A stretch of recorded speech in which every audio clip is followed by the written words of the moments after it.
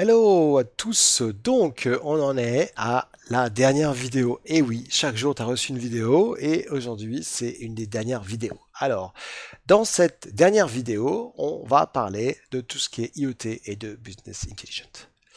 Donc déjà, vous vous souvenez en fait compte ce que c'est l'IoT, mais j'ai voulu faire une vidéo plus complète sur la partie IoT parce que c'est très important. Donc, c'est quoi l'IoT?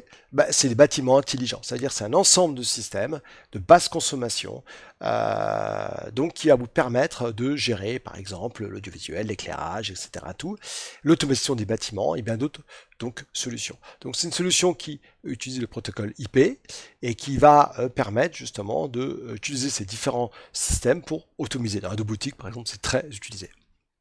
Alors, quand on parle de IoT, on parle des 5 CS. 5 CS, c'est connectivité, continuité, compliance, coexistence et cybersécurité. Donc avec ça, le responsable informatique va essayer de comprendre justement les enjeux qu'il y a dans la partie IoT. Donc on parle de connectivité. La connectivité, c'est quoi? Ça permet d'avoir un flux transparent d'informations vers et depuis un appareil. Imaginons un appareil dans un feu rouge, par exemple, une infrastructure sur le cloud, et tout ça avec le déploiement d'appareils qui peut devenir très complexe.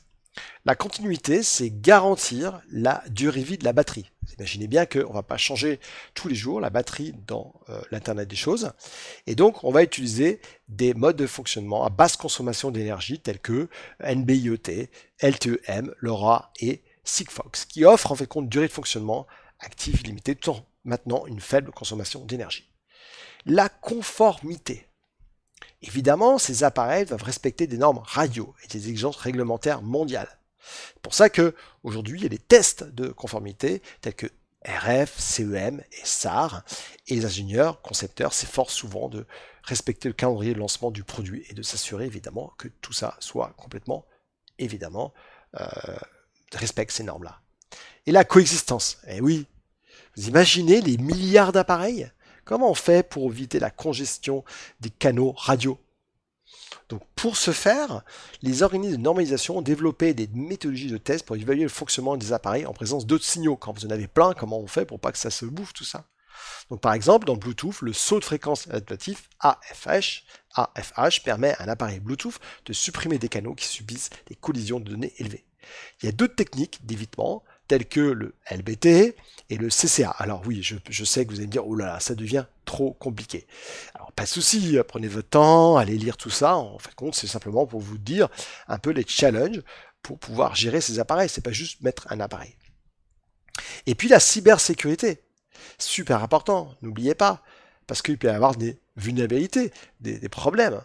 Donc en tout cas, il faut vraiment être sûr d'avoir l'ensemble de protection de ces appareils. Alors, on a plusieurs success stories. Hein. Donc, on a par exemple différents. Ici, vous pouvez voir dans Google GCP ou IoT justement différents success stories. Hein. Si on va dessus, par exemple, on peut voir plusieurs sociétés qui ont mis en place ce genre d'appareil. Voilà, donc par exemple une qui a mis l'IoT dans le système de cocktail. Hein. Donc cocktail qui permet effectivement de pouvoir, à partir d'un appareil, pouvoir avoir n'importe quel type de cocktail quand vous êtes en boîte de nuit par exemple. Eh bien, ça intègre justement de l'IoT dans ces appareils, qui permet de pouvoir le programmer et puis avoir des informations en retour, justement, pour éviter d'avoir des problèmes de perte, etc. Tout. Donc ça utilise ce type d'IoT pour pouvoir être intégré, par exemple, dans ce genre d'appareil. Donc dans l'appareil, vous aurez l'IoT.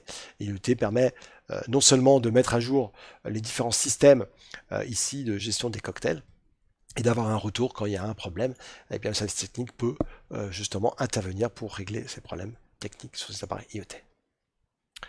Alors, on a ici ensuite comment fonctionne justement la partie IoT. Alors ce qui est intéressant, c'est que on peut avoir ici des différents types de devices. Ça peut être des devices dans les usines, ça peut être voilà, différents devices et comment est-ce qu'ils vont communiquer. Hein. Donc là, on voit les différents systèmes de communication.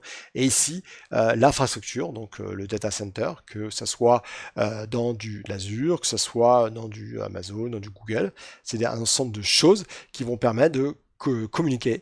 Donc ces différents appareils vont communiquer avec les antennes télécom, des public gateways, des capteurs Sigfox embarqués par exemple, vous voyez, dans les TGV, ou des trackers GPS LoRa dans les vélos. Donc tout ça, les vélos sont équipés d'IoT, il faut bien trouver un moyen de pouvoir communiquer avec les différentes infrastructures. Donc là, il y a juste un système qui vous permet de voir un peu comment ça fonctionne, selon les types de devices, selon les gateways, selon les réseaux et selon les types d'infrastructures.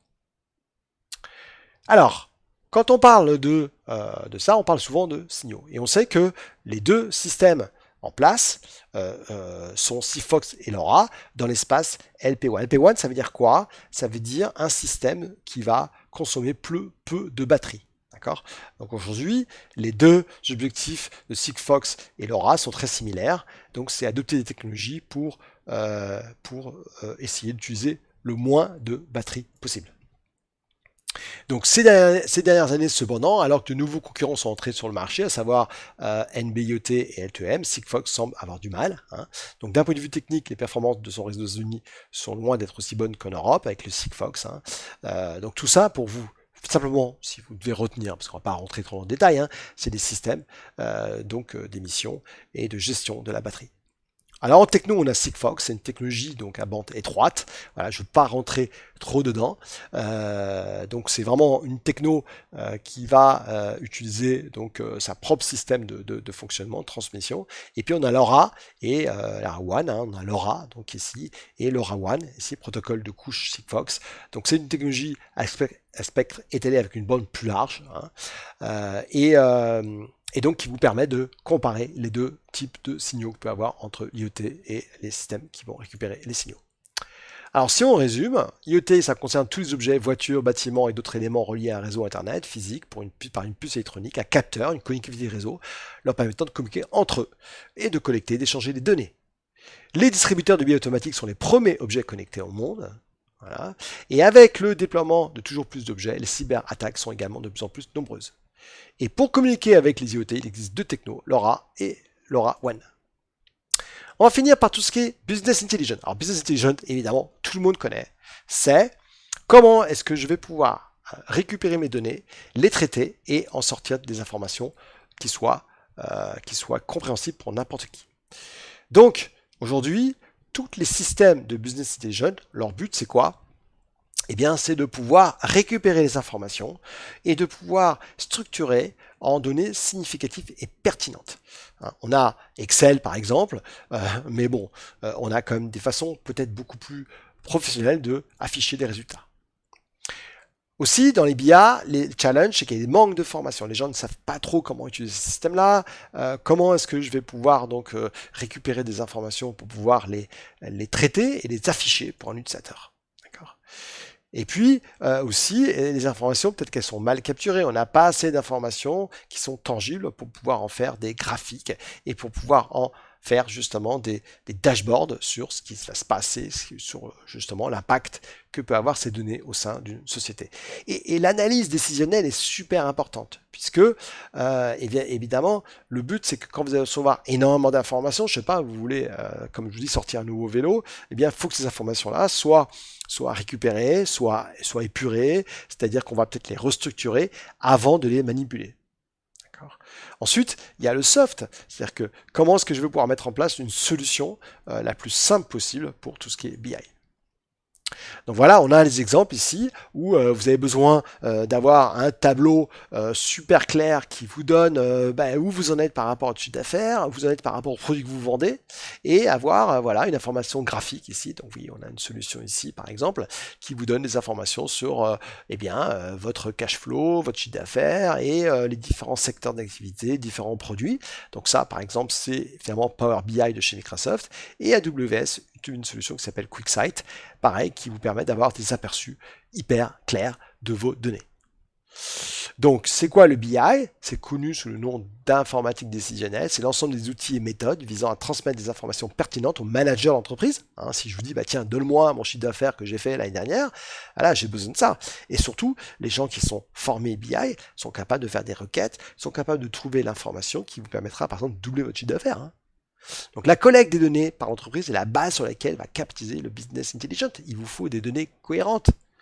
Donc il faut épurer et récupérer tout ça.